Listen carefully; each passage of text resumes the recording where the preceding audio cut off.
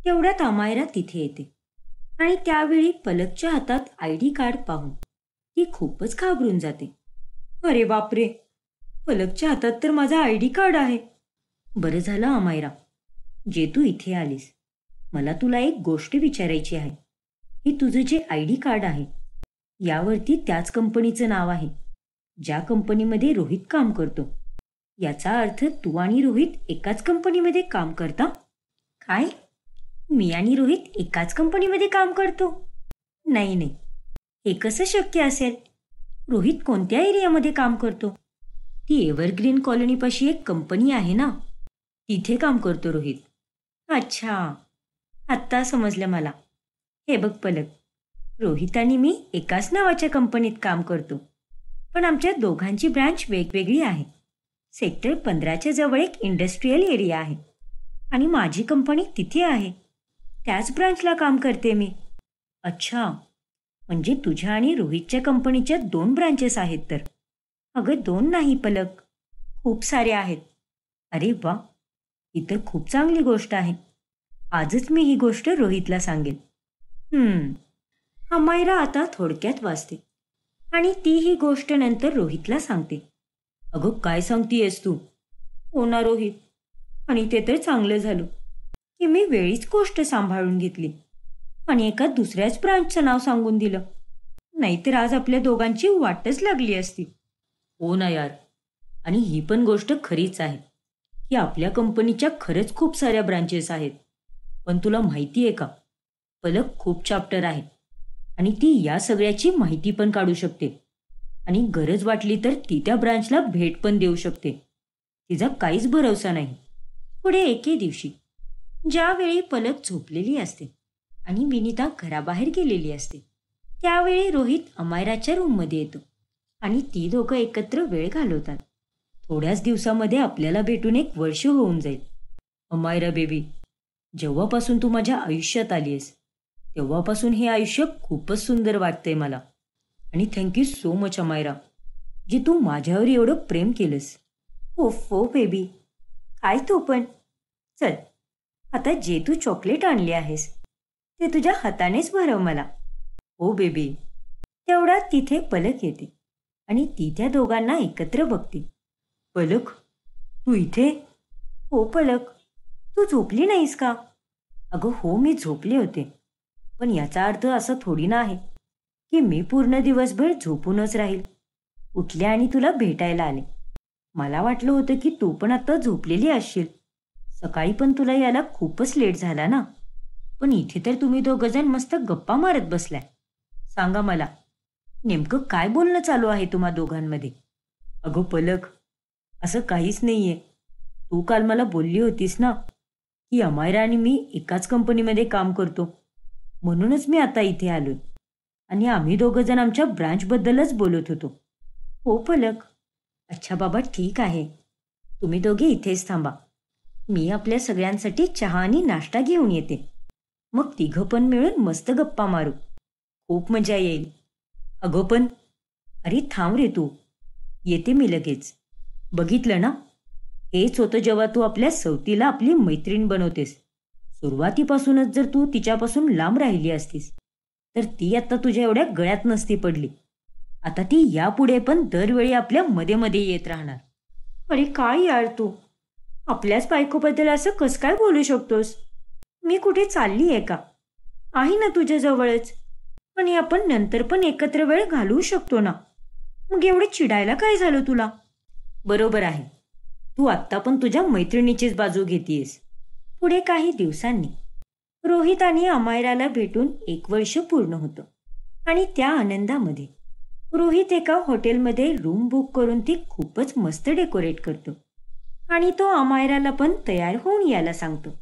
अरे पण रोहित, असं काय सरप्राईज प्लॅन केला आहेस तू? सांग ना लवकर, माझ्याच्याने तर आता राहवतच नाहीये. अगं काय तू पण अमायरा, जेव्हा तू येथे येशील तेव्हाच बघ ना काय सरप्राईज आहे ते. आणि आता लवकर ये, वाट बघतोय मी तुझी. अरे हो बाबा, येतच आहे मी. परंतु तेवढ्यात अमायराच्या समोर पलक येते. अमायरा, आज माझी तब्येत खूपच खराब आहे आणि या अवस्थेत मी डॉक्टरकडे पण नाही जाऊ शकणार. त्यामुळे तू माझ्याबरोबर थांबू शकतेस का? डॉक्टरला पण घरीच बोलव. अगं पण पलक, काय झालंय तुला एवढं? बघ ना, खूपच ताप आलाय मला. अरे देवा, तुला खरंच खूप ताप आलाय पलक. परंतु काकू, काकू तर घरीच आहेत ना? नाही अमायरा, आई आज त्यांच्या मैत्रिणींकडे गेलेत आणि त्या आता रात्रीच येतील. ठीक आहे पलक, तू काहीच काळजी नको करूस. मी आहे तुझ्यासोबत आणि मी आता डॉक्टरला पण फोन करते. तोपर्यंत तू आराम कर. मग अमायरा पलकला तिच्या रूममध्ये घेऊन जाते आणि ती पण तिच्याजवळच थांबते. अशा प्रकारे पूर्ण दिवस निघून जातो आणि यामुळे रोहित आणि अमायरा भेटूच नाही शकत.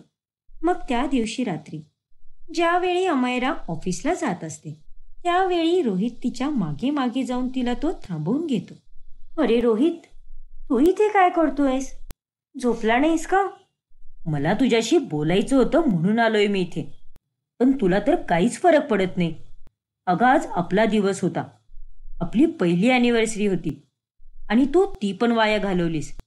नेहमीप्रमाणे आजचा दिवस पण तू त्या पलक बरोबरच घालवलास आणि मला खूपच नाराज केलंस. अरे पण रोहित, मी हे सगळं मुद्दामून थोडी ना केलंय. पलकची तब्येत खूपच खराब झाली होती आणि त्यामुळे मला तिथे थांबावंच लागलं.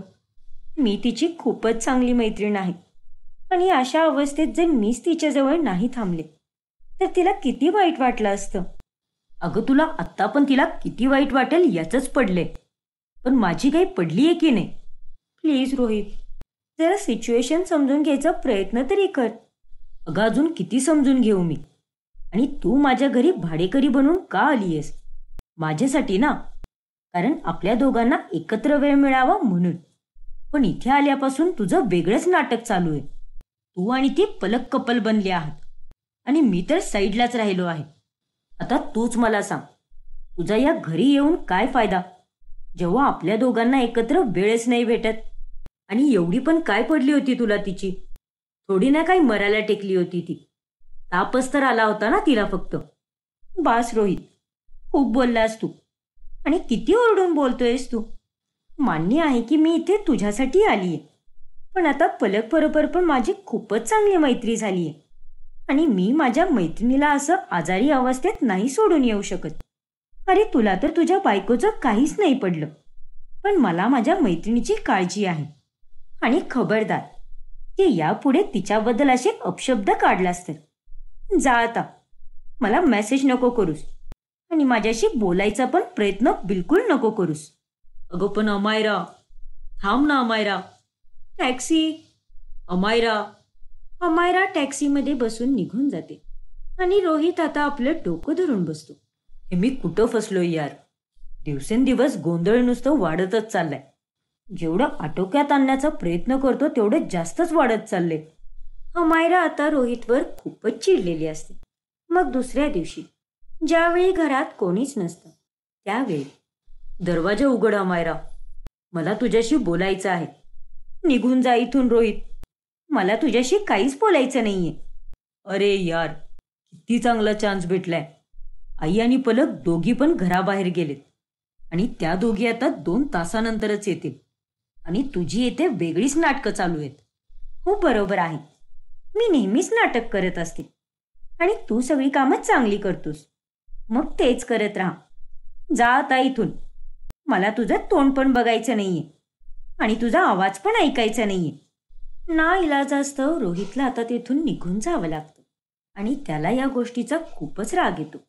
अमायराकडे एक डायरी असते ज्यामध्ये दिवसभर जे पण काय होईल ते सगळं ती लिहून ठेवत असते. पुढे असंच एके दिवशी, अरे रोहित, अमायरा आणि मी आज फिरायला चाललो आहे, त्यामुळे मला थोडे पैसे लागत होते. अगं पलक, आज मला पण सुट्टी आहे, चल मी पण येतो तुमच्या दोघींबरोबर. अरे नाही रोहित, आम्हा मुलींमध्ये तुझं काय काम बरं? अगं पण पलक, बरोबरच तर बोलतीये ती. तू गपचूप घरात बसून आराम कर. आणि तुला कशाला जायचंय त्यांच्यासोबत फिरायला? तू घेऊन जातोस का कधी पलकला तुझ्यासोबत? नाही ना, मग आता घरातच बस. ठीक आहे आई, बसतो मी घरात. हे घे पैसे पलक. मग अमायरा आणि पलक दोघी पण फिरायला जातात आणि ते पाहून रोहितला खूपच राग येतो. मला तर आता असं वाटतंय जसं ही पलकच माझी सवत बनलीये आणि माझी अमायरा पण तिच्या मैत्रिणीच्या नादात वेडी होत चाललीये. मला पहिलाच माहिती होतं की एक ना एक दिवस हे नक्की होणार. यांची मैत्री व्हायला नको होती.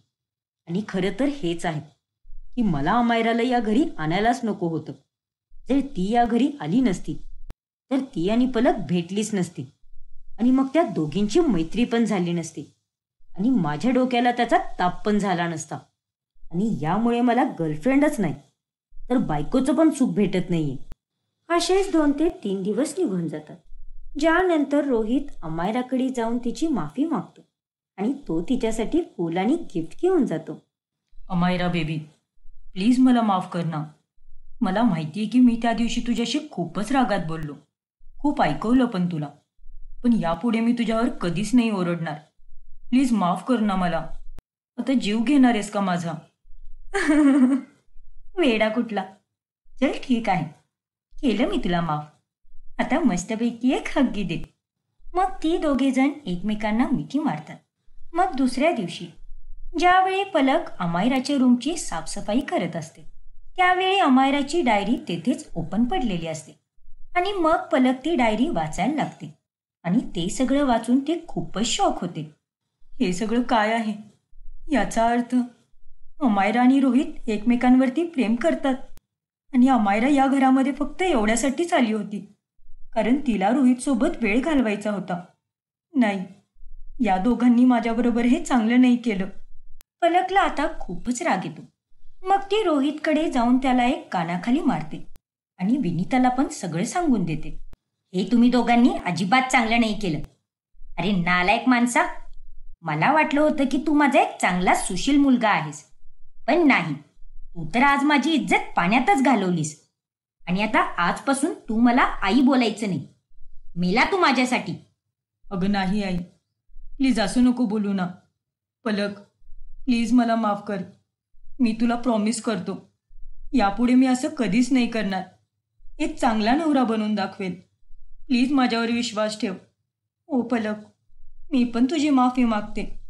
प्लीज माफ कर ना मला. तू तर माझी चांगली मैत्रीण आहेस ना. गप्पच बस तू तर. मैत्रीण म्हणण्याच्या लायक नाही आहेस तू. अगं अशी असते का मैत्री? तुम्ही दोघांनी पण मला फसवलं आहे आणि तुझ्याकडून तर मला ही अपेक्षाच नव्हती. आणि तू रोहित, तू तर पूर्णपणेच खालच्या थराला गेलायस. लाज वाटते मला तुझी. पण आता बास, मी या घरात आता नाही राहणार. चाललीये मी इथून. अगं प्लीज पलक, असं नको करूस. मला सोडून कुठेच नको जाऊ. अगं चुकलं माझं, खरंच बोलतोय मी. परत असं नाही होणार. नाही रोहित, तू जे पण केलंयस ते माफीच्या लायक नाहीये. पण आता खूप झालं. माझी या घरात काहीच जागा नाहीये. मग पलक ते घर सोडून निघतच असते. त्यावेळी विनीता तिला थांबवते. थांब पलक, तू कुठेच नाही जायचं. याच घरात राहणार आहेस आणि हे घर जर कोणाला सोडायचंच आहे तर ते या दोघांना. अहो पण आई. नाही पलक, आज जर मी तुझ्याबरोबर अन्याय केला तर मी स्वतःला पण माफ नाही करू शकणार. रोहित आणि अमायरा, या पहिला की मी तुम्हा दोघांना या घराबाहेर धक्के मारून काढू. निघून जा आत्ताच्या आत्ता. रोहित आणि अमायरा विनीताला खूपच विनवणी करतात, पण त्या दोघांचाही तिच्यावर काहीच परिणाम नाही होत. मग त्या दोघांना ते घर सोडून जावंच लागतं आणि त्यामुळे त्यांना खूपच पश्चाताप होतो.